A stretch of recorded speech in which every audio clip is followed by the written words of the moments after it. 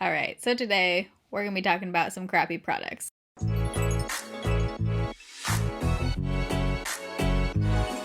so when I was putting together products for my Raves and Rejects video, my pile of rejects was about this high, so I figured let's just do a separate rejects video and basically talk about products that are shitty. By the way, I fried my friggin' arm on a pan, so that's what that is. The green beans were not worth it. I like to always preface these kind of videos by saying that if I love a product, you might hate it. If I hate a product, you might love it. It's just the way the cookie crumbles. Everyone has different opinions. Before I personally buy a product, I like to watch different videos and read different reviews, and sometimes I buy something even if someone doesn't like it because we have different opinions on products typically. I find these videos to be just as helpful usually as favorites videos. Doesn't mean I hate the brand. I can't think of a single brand that I love every single one of their products. It's just how it works.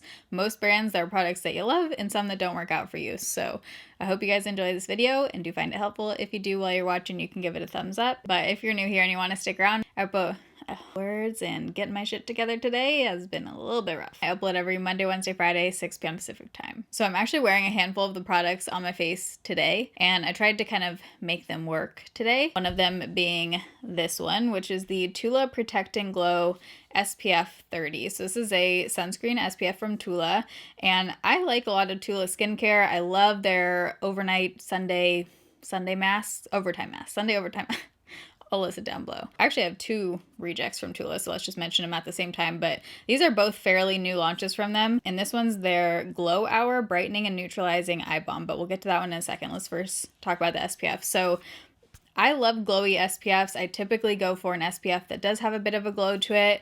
The thing I really don't enjoy about this product is that it almost has this superficial glow to it where it's not actually hydrating. It's actually quite the opposite. It does have a glowy effect, but then it actually makes my skin feel super dry to the touch, but also just it seems to kind of suck the moisture out of my skin, which obviously I don't want, especially as a base for makeup. So it almost feels like it gives me that glowy look, but then is almost doing the polar opposite to my actual skin.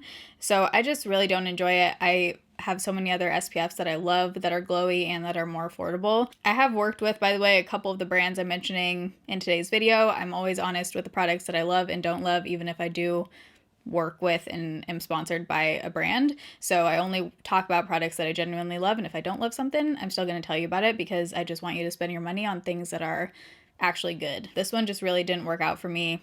Not a fan of it. And then this one, wow, this was like a total flop for me. So this is their new eye balm, and I was excited to try this because it's supposed to be glowy, and I love their other eye balm. Again, I'll link it down below. They have, I think, 2 or 3 other ones. So I'll list the exact one that I like down below because I don't want to say the wrong one. But this is very odd. It's almost like a orange highlight, and you can see that orange color there. And even when you blend it out, it's super dry and it just has this orange color to it. And it's, again, very drying. It's almost just like a cream highlight that does dry down. So if you had a deeper complexion, maybe you could use this as like a highlight. It's not moisturizing at all. It doesn't feel like an eye balm at all. And I just found this to be like a total flop on my under eyes. Next up, we probably all saw this one coming, but Becca Zero, the Zero Pigment Foundation. So I tried this in a first impressions video and kind of gave my fuller thoughts on this product in that video, but this is supposed to be a zero pigment foundation, aka kind of a primer. I just have like an issue with the way that this whole thing was marketed. I think it's just extremely gimmicky and just kind of ridiculous.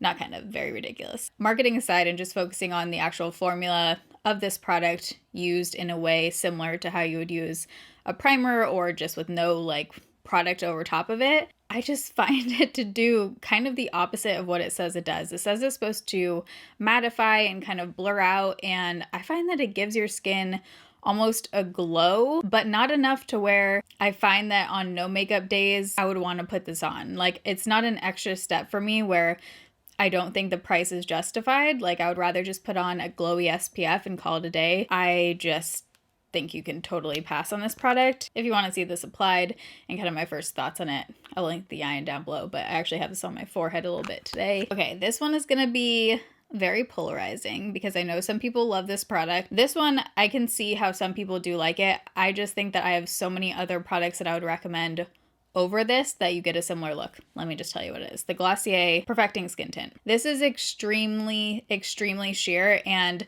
listen, I'm not trying to like get coverage out of this. I love the MAC Face and Body. I'm going to be having a whole video coming on that, and I've talked about it and used that in past videos. I have other products that I use very sheer and that give a glow. This one, just out of all of the products that give that kind of look, I don't find this one to do enough for me. It's virtually, like if we're talking, here's the sheer factor, like 0 to 5. 0 being you have nothing on your skin. 5 being, how are we gonna do this? Okay, 5 being light coverage. This is like, I would say a maybe 0.25, maybe. It just doesn't do a lot. The other thing I don't love about this product is that it doesn't have SPF in it. If I'm using a product like this, I always wear SPF underneath, but I do like a product if I'm going to be wearing something sheer. It's typically if I'm running errands or going on a walk or kind of being outside more, so I would like it to have SPF. This is very, very glowy, and I do like that if I'm going for that kind of look. However, it doesn't sit the best on my skin in kind of my problem areas, which typically are right here, and then kind of where I have more texture and like around my nose. So it doesn't sit the best on my forehead. And if I'm wearing a sheer coverage product, I want it to literally look like I have nothing on, and I definitely have products like that. So for me, I just don't think this one is worth $26. I am working on a video on my favorite products similar to this, like if you just want sheer skin-like kind of makeup. So that I'm still working on it, so it'll probably be at least a couple more months. But just off the top of my head, if you want something that you can really sheer out that looks like skin, the Purito that I've mentioned a lot recently, love this BB cream. This one you can get to full coverage, but if you use a tiny amount, you can make it sheer coverage. If you can't get a shade in this one, I would say MAC Face and Body 100% over this any day of the week. Okay, next is a product that I was really bummed that didn't work out for me because I just had high hopes for this because I use the MAC Soft Ochre Paint Pot every single day for my eye primer. I love paint pots. I prefer that kind of a situation to prime my eyes or just create a base for my eyeshadow over any other kind of primer. So I was so excited to see e.l.f. Lunch. You can tell I'm hungry. Launched their Putty Eye Primer. However, the first few times I wore this, I kind of noticed my eyeshadow creasing, and I never typically get creasing, and also the liner like bleeding up to the top. Those two things usually don't happen with me, but I had also been testing a bunch of black eyeshadows as liners kind of at the same time, so I was wondering if it was that. So I kind of took a while to really isolate to see what was happening. And unfortunately, this primer does make my shadow crease. I don't think this is a dupe for the MAC Paint Pot, unfortunately, which is a bummer because that would be so nice because this is obviously way more affordable, but it just doesn't hold shadows the same, and it definitely makes my shadow transfer and crease, which is a bummer. Speaking of a product that transferred like crazy for me, the Melt Cosmetics Ultra Matte Gel Liner in the shade Immortal. So this is the black shade, and I had a couple issues with this. One, like I said, it transferred up to my, why am I blanking on English as a language right now? Transferred up to my lid, but it also just is like gray. It's not a black. I've tried layering it. I've tried using different brushes with it, and it almost like fades throughout the day as well. But if you're debating, I would pass. Save your money. Next up is a pass for me just because of how super fragrance this is, and it made me break out. So this is the Dior Backstage Primer. So I actually got this because of you guys in a video I did where I bought your Holy Grail makeup, and I like the formula of this. I like the packaging. A lot of people say that this does make their makeup stay on longer, but unfortunately I tested this for a few days in a row and it does make me break out, and it is extremely highly fragranced. It smells like perfume. So if you're sensitive to fragrance, not worth it. So Essence Lash Princess Mascara is one of my all-time favorite mascaras, like definitely in my top 3. I use it almost every single day. The volume one, this one I like, but I love the blue one. Link it down below. This one's what I'm wearing today just because I'm trying to use this one up right now. But I'm always excited to try a new Essence mascara ever since I've discovered these because they work so amazing for me. So I was excited to try their new Panda Eyes collection for mascaras. This one is What the Fake, and then this one's Bye Bye Panda Eyes. I typically like really big mascaras like this. I was so underwhelmed by these. They gave me virtually zero volume, both of these. This one's kind of more of a tapered one, so it gets small, big, small. That's the What the Fake. And then Bye Bye Panda Eyes is just big all around, and I had high hopes for this one because it was so big. I was hoping I was gonna get kind of like Too Faced Better Than Sex kind of volume from this one, and it just looked incredibly soft. Almost no mascara was actually coming out. So if you like that kind of look, you might really enjoy this one. But it does say it's volumizing and defining, which I didn't find to be the case at all. If you like Lash Princess, it's nothing like those. So next is a concealer that I've been testing off and on since the Shiseido Synchro Skin line came out, like the foundation that I do have a review on that. And this is just one of those products that has never worked on me, and I kind of just stopped using it. But then Jessica Braun started talking about it, and she really likes this concealer, so it just goes to show different products work for different people. But when she started using it again fairly recently, I was like, let me give it another go, try it again. Maybe it's one of those that I just need to try in different ways. So I've tried it in every possible way, and it creases really badly on me, and it's also one of those that kind of disappears on my under eyes throughout the day. I have it on today, and today I tried it with the Covergirl Clean Fresh powder, and I pressed it on with my sponge, and so far this is definitely the best application I've found for it so far, but it is creasing quite a bit. And just out of all the concealers, for me, this one doesn't work, and it is high-end, so I just have drugstore concealers that I think are so much better, so I would pass on this one, just my experience with it. And next we have a lash glue that I had on for about a friggin' week because I couldn't get it off my eyeballs. This is the Etude House My Beauty Tool Double Eyelid Glue. This stuff is like super glue. Holy crap, I tried every oil base, oil cleanser, oil makeup remover, makeup wipe, everything in my bathroom. I tried everything to get this off, and I literally think it took probably over a week until it was fully off my eyelashes. I was finding pieces of glue everywhere, like on my pillow, on my face towel, everywhere. I will never use this again. It is way too intense. All right, so Briogeo, you guys know, is one of my favorite hair care brands. A lot of their products work amazing for me. I love their banana line. I love their new unscented line. I love, what else, their purple mushroom elixir line. Some of theirs don't work out for me. Like, I don't like their Don't Despair Repair mask. A few of their products do dry out my hair. I think with Briogeo, you do need to find the line that works well for your hair.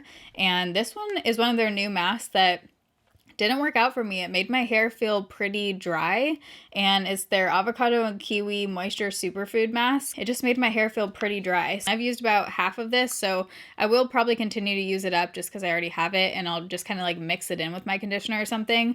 But the other thing is that, oh my god, the scent of this, this is one of those scents that you're either gonna absolutely love it or hate it.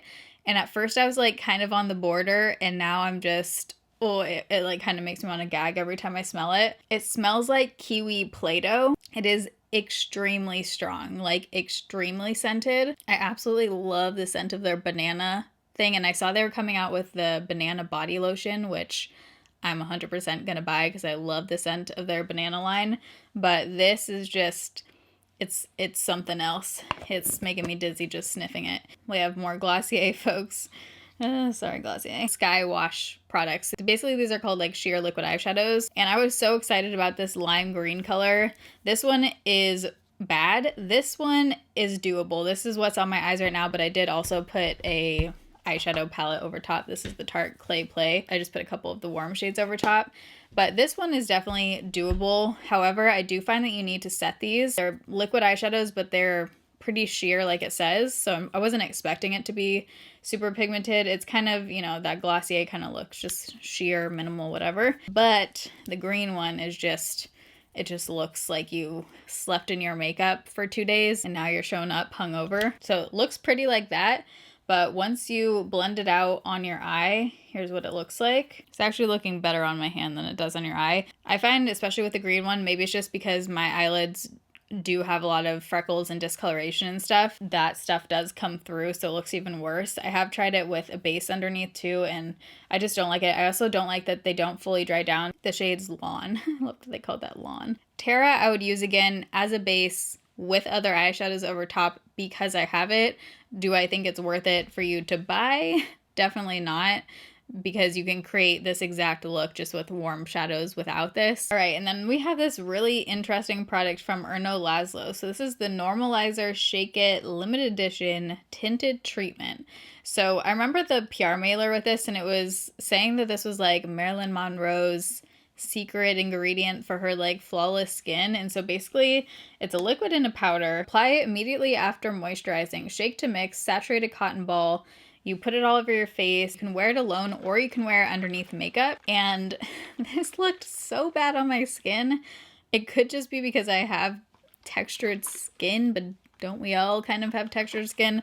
I mean, no, not everyone does, but most of us do, I feel like, have some kind of texture on our skin. We're human. It just brought all of the texture out. Like, it emphasized every little bump and made my skin look drier. I just wanted to immediately wipe it off my face because it made my skin look so bad. Maybe if you have super oily skin, maybe it would help to control the oil or something, but I feel like I haven't had an eyeshadow miss from the drugstore in a while. Like, I feel like most brands like Revlon, Maybelline, they've kind of like nailed down their formula and they kind of just like replicate it with all of their shadows, it seems like now, except for this palette from Covergirl. So this is their True Naked Jet Setter. I love a lot of Covergirl eyeshadows, but this palette just seemed very patchy and almost like unworkable to me. Usually I can kind of make shadows work. In this one, I actually think I tried it in some video. I think it was in a vlog or something. I was just kind of like playing around with makeup and I ended up having to go in with other shadows because these were just so crappy. They feel like they're going to be really nice, like the shimmer shades,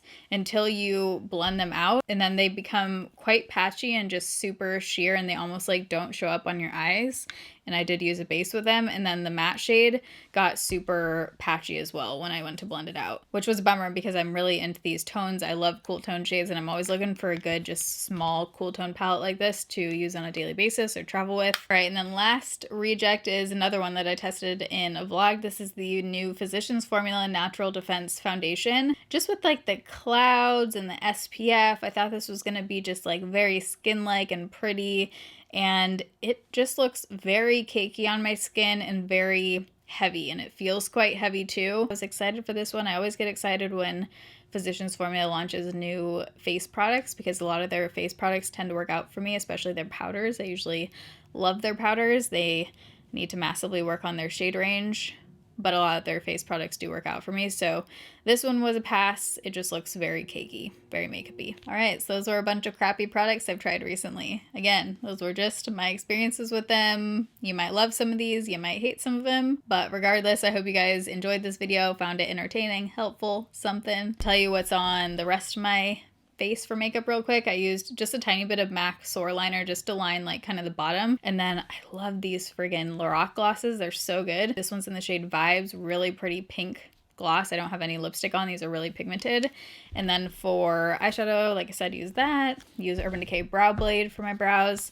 I love this Bellini palette from BH Cosmetics. I did a BH Cosmetics one brand tutorial recently. For bronzer, I'm still testing this Dior palette. For highlight, I use the BH Belgian Waffle palette, which it is a little bit too intense for my liking. Like, it looks good on camera, but in real life, it is pretty glittery almost and intense. Like, it does emphasize my texture, so just keep that in mind. It's pretty intense. But I think that's all my makeup. I'll have my jewelry listed down below, nail polish color that is currently chipping, and I need to repaint my nails. Everything's listed down below in the description box. But I love you guys. Thanks for watching. See you in my next video. Bye.